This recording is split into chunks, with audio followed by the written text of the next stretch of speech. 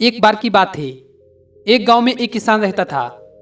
एक दिन वो किसान परमात्मा से बहुत नाराज हो गया। नाराज होने के पीछे का कारण यह था कि जब भी किसान कोई फसल बोता था तो कभी सूखा पड़ जाता, या कभी बाढ़ आ जाती, या कभी ओले पड़ जाते।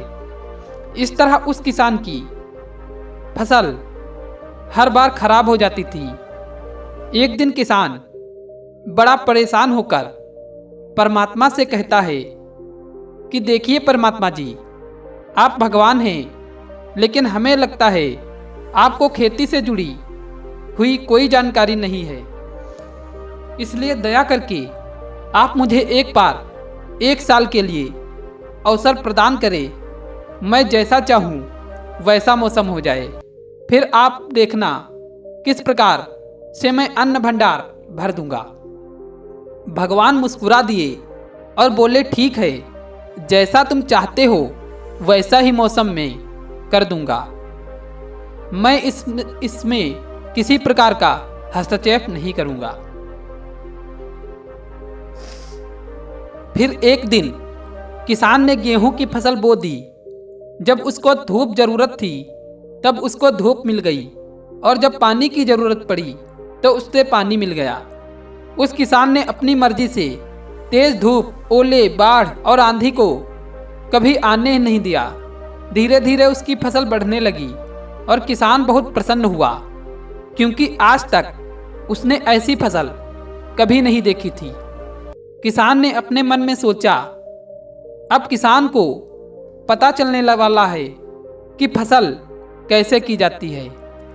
धीरे धीरे फसल पककर तैयार हो गई और फसल कटने का समय भी आ गया।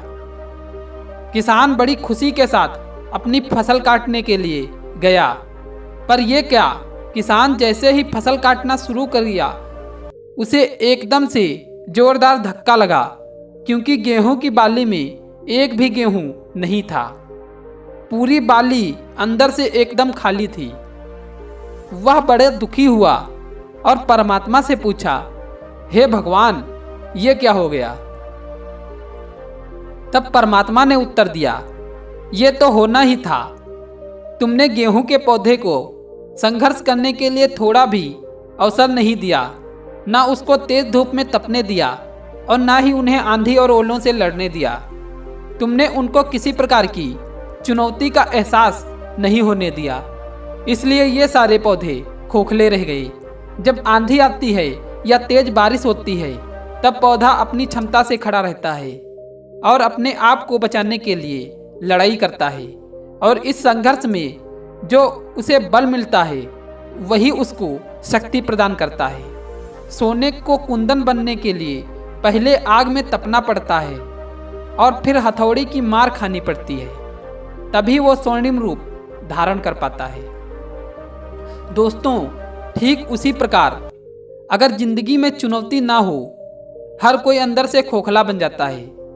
उस व्यक्ति के अंदर किसी प्रकार का कोई गुण नहीं आ पाता। इस चुनौतियों से व्यक्ति सशक्त बनता है और प्रतिभाशाली बनकर उभरता है। इसलिए चुनौतियों से नहीं डरना चाहिए और उन्हें स्वीकार करना चाहिए, नहीं तो हम लोग भी अंदर से खोखले बन जाएंगे। अगर ये कहानी आपको अच्छी लगी हो तो प्लीज़ यार एक लाइक ज़रूर करना। धन्यवाद।